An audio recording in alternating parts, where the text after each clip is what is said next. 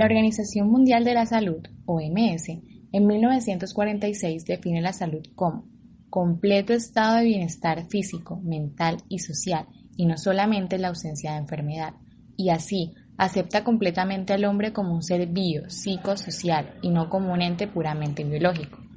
La bioética se ocupa de ese ser como un todo y por ello se preocupa por todo lo que en estos diferentes aspectos le pueda enfermar. Es ese el caso de la iatrogenia, daño que el enfermo no tenía y que de alguna forma el proceder médico causó. Se habla de iatrogenia como sinónimo de malpraxis y esta última se refiere solamente a los daños que dependan de deficiencias en los procedimientos terapéuticos. Aquí se incluye la impericia, la imprudencia y la negligencia. Se entiende por impericia a la incapacidad técnica para ejercer la profesión debida a ignorancia, error en el juicio, diagnóstico equivocado o ejecución defectuosa del acto, es decir, inhabilidad o torpeza. Por imprudencia, el afrontar un riesgo sin haber tomado las debidas precauciones para evitarlo y proceder con apresuramiento innecesario, sin detenerse a pensar los inconvenientes que resultarán de esa acción. Y se entiende por negligencia cuando al poseer los conocimientos se obra con descuido, abandono o apatía. Estos dos últimos penados por la ley 4, 6, 9, 10 y 12 se denomina deontología médica, cuando se demuestra intención en el daño producido. Todos forman parte de la responsabilidad médica, principio indispensable para el ejercicio de nuestras prácticas. Puede existir el error médico como parte de la iatrogenia. El error médico es todo acto médico de tipo profiláctico, diagnóstico o terapéutico que no se corresponda con el real problema de salud del paciente y en el que no exista la mala fe, la negligencia, la indolencia, la incapacidad ni la ignorancia profesional. Hola a todos, sean ustedes bienvenidos y espero que disfruten de este maravilloso trabajo que hemos realizado con varios compañeros integrando nuestros conocimientos para hablar así del tema de la iatrogenia. Empezaremos con un breve resumen. La iatrogenia es aquel daño que el enfermo no tenía y que tiene por causa del propio médico o en un sentido más amplio, el que se deriva de la atención médica. Puede ser psicológica cuando daña la integridad psíquica del individuo y sus principios ético-morales, que incluso pueden repercutir en agravamiento de enfermedades orgánicas, y puede ser no psicológica cuando daña la integridad física del individuo. Por los problemas que aún se observan con estos fenómenos, tenemos como objetivo reconocer el concepto, la etiología y las consecuencias de la iatrogenia. Relacionar el condicionamiento social de este fenómeno tan frecuente e importante y el desarrollo de la medicina como ciencia que se ocupa del problema. Caracterizar éticamente cuál debe ser el manejo del problema para su profilaxis con la comprensión científica de sus orígenes y consecuencias. Todo esto será posible gracias a un trabajo investigativo de revisión con el método de la lectura de documentos bibliográficos y el estudio comparado. La falta de organización profesional facilita la iatrogenia y se ven los especialistas que por necesidades económicas trabajan en centros que obligan a ver apresuradamente al enfermo, con horario limitado y sin los recursos necesarios. Entonces, a esto se debe que a veces hay médicos que tienen consultas de 20 minutos en los cuales no se puede establecer una relación adecuada con el paciente, no se puede conocer el paciente a profundidad porque vivimos en un constante afán. Entonces, ¿está la ley actuando de forma directa con esta problemática? Ahora bien, el Ministerio de la Protección Social, decreto número 1011 de 2006, por el cual se establece el sistema obligatorio de garantía de calidad de la atención de salud del Sistema General de Seguridad Social en Salud. La formación integral ético-profesional en medicina. El tratar a enfermos sin tener la preparación adecuada no es solo culpa del médico, sino de las instituciones que le permiten el ejercicio sabiendo que no puede con esa carga. Eso es tener impericia, pero es su responsabilidad aceptar ese rol, sabiendo que no lo puede desarrollar.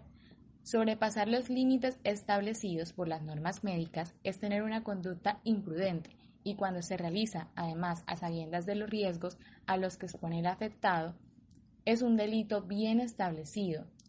violando el precepto hipocrático que dice ayudar o al menos no hacer daño. Si se tiene la preparación y el nivel científico adecuado y a pesar de esto se cometen errores que puedan dañar a los enfermos, entonces es negligencia y esto también es un delito nominado en deontología y penado por la ley. La iatrogenia es un problema de la medicina y la falta de responsabilidad médica es problema del hombre médico frente al control legal de la sociedad. Esta última pone en tela de juicio el desarrollo que la ciencia ha logrado y los avances que la sociedad ha tenido con respecto a su sistema de salud, por lo que perjudica su desarrollo posterior y continuado, pero la falta más frecuente no es precisamente en los tratamientos impuestos. La iatrogenia más frecuente es la que depende de la relación médico-paciente. Una entrevista inadecuada, un examen físico poco delicado o sin privacidad, el lenguaje médico lejos del nivel del lenguaje del paciente, de manera que no le comprende, hablar poco y con palabras que no entienden o hablar demasiado y crear dudas innecesarias en la mente del enfermo. Examinar al enfermo, pero estar anímica y emocionalmente lejos de él. No condolerse de su dolor. No prestarle atención a sus preocupaciones. Tratarlos como piezas con las que trabaja y no como personas que sienten y padecen, y que en ese momento dependen de su acción, de su gesto, de su explicación. El médico debe, con respeto, trato afectuoso, preocupación y capacidad, satisfacer los objetivos básicos del enfermo, que son tres. Primero, saber qué tiene. Segundo, aliviarse. Y tercero, curar. Muy bien. Ahora que conocen un poco acerca de nuestro trabajo, abarcaremos la introducción. Espero que la sigan disfrutando con mucho amor. Como sabemos, Hipócrates, el médico más importante de la antigüedad, considerado el padre de la medicina, cuyas enseñanzas, su sentido del distanciamiento y su capacidad para la observación clínica directa, sin duda, contribuyeron en gran medida a desterrar la superstición de la medicina antigua. Este médico griego, que vivió entre los años 460 y 377 a.C., se atribuye la realización del juramento hipocrático, cuyos preceptos fundamentales aún siguen vigentes y por ello la tradición de su lectura en los actos de graduación médica, aunque ya en nuestra era los juramentos por Dios no son de gran aceptación. Si nos parece interesar notar cómo ya en aquella altura se propugnaban derechos y deberes que aún hoy son inviolables de acuerdo a los principios éticos de la sociedad. Por todo esto, es muy importante conocer el juramento hipocrático. Ahora bien, en el artículo 4 se establecen ciertos componentes. El primero, el sistema único para la habilitación. 2. La auditoría para el mejoramiento de la calidad de la atención de salud. 3. El sistema único de acreditación. Y cuarto, el sistema de información para la calidad. El artículo 5 enfatiza en las entidades responsables del funcionamiento de este sistema, dando así al Ministerio de Protección Social, la Superintendencia Nacional de Salud, las entidades departamentales y distritales de salud y las entidades municipales de salud. El artículo 6 enfatiza como sistema único de habilitación, es decir, el conjunto de normas, requisitos y procedimientos mediante los cuales se establece, registra, verifica y controla el cumplimiento de las condiciones básicas en la relación médico-paciente. Podemos concluir que la iatrogenia tiene infinidades de facetas, formas de aparición que deben ser vigiladas y juzgadas siempre que sea preciso. Es indispensable la formación integral desde el punto de vista ético y moral en el personal de la salud, que además debe tener condiciones humanas especiales. El desarrollo tecnológico y científico tiene que ir aparejado por la concientización de los trabajadores que en ella se desarrolla, para alcanzar las expectativas de la nueva sociedad. Debemos saber que un médico no busca hacerle daño a su paciente. Creo que para eso somos médicos, para ayudar a nuestros pacientes y no afectar la integridad de estos. Pero muchas veces, lamentablemente, no contamos con el tiempo suficiente para brindarles una atención de calidad, lo que nos hace muchas veces por falta de conocimiento, de tiempo, no revisar con anterioridad la historia clínica, no brindarles la importancia a nuestros pacientes, no establecer un contacto directo con ellos y sobre todo no pensar en la problemática que estos tienen. El Ministerio de Salud, comprende su categoría de la calidad de atención en salud, enfatizando en la seguridad del paciente y definiendo esta como el conjunto de elementos estructurales, procesos, instrumentos y metodologías basadas en evidencias científicamente probadas que propenden por minimizar el riesgo de sufrir un evento adverso en el proceso de atención de salud o de mitigar sus consecuencias. Implica la evaluación permanente de los riesgos asociados a la atención en salud para diseñar e implantar las barreras de seguridad necesarias. Para esto, utiliza lineamientos para la implementación de la política de seguridad del paciente en Colombia, dando así su propósito es prevenir la ocurrencia de situaciones que afectan la seguridad del paciente, reducir y, de ser posible, eliminar la ocurrencia de eventos adversos para contar con instituciones seguras. En la guía técnica Buenas prácticas para la seguridad del paciente en la atención en salud versión 001-2010, su propósito es brindar recomendaciones técnicas para la operativización e implementación de los lineamientos en los procesos asistenciales. Recopila las prácticas disponibles para la literatura médica, cuentan con evidencia suficiente o son recomendadas por grupos de expertos. En las guías técnicas de buena práctica en seguridad del paciente, establecidas en el 2010, brinda a las instituciones recomendaciones técnicas para la operativización e implementación de buena práctica en sus procesos asistenciales, promoviendo así la cultura de seguridad del paciente, donde el propósito es integrar, disponer y difundir la información y el conocimiento sobre seguridad del paciente para fomentar el desarrollo de capacidades y la implementación de acciones.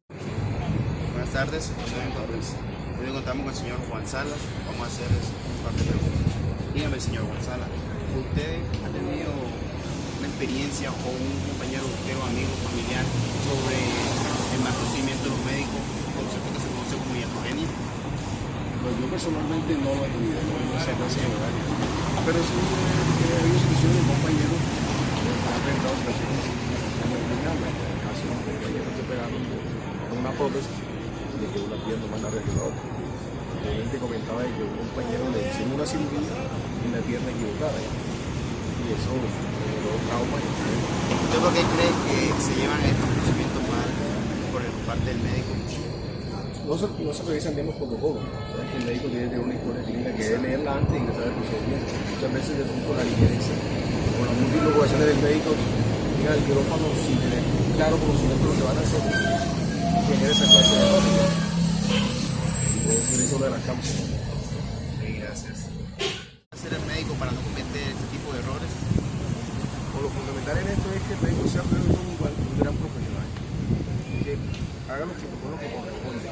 Necesariamente hay que leer la historia clínica, leer bien qué es lo que se va a hacer. Eso por base a la ayuda del profesor de la enfermera o del médico auxiliar de especialista. Eso lo evitamos tomando esas medidas ya, desde un principio leyendo y también saber manejar el tiempo. Las múltiples ocupaciones de las personas nos obligan a tener compromisos allí, compromisos allá, compromisos allá, y eso lo limita en el tiempo, de hacer las cosas corriendo, porque genera esa clase de componentes. Entonces lo más práctico es que el médico sea primero un gran profesional y segundo que lea bien lo que va a hacer.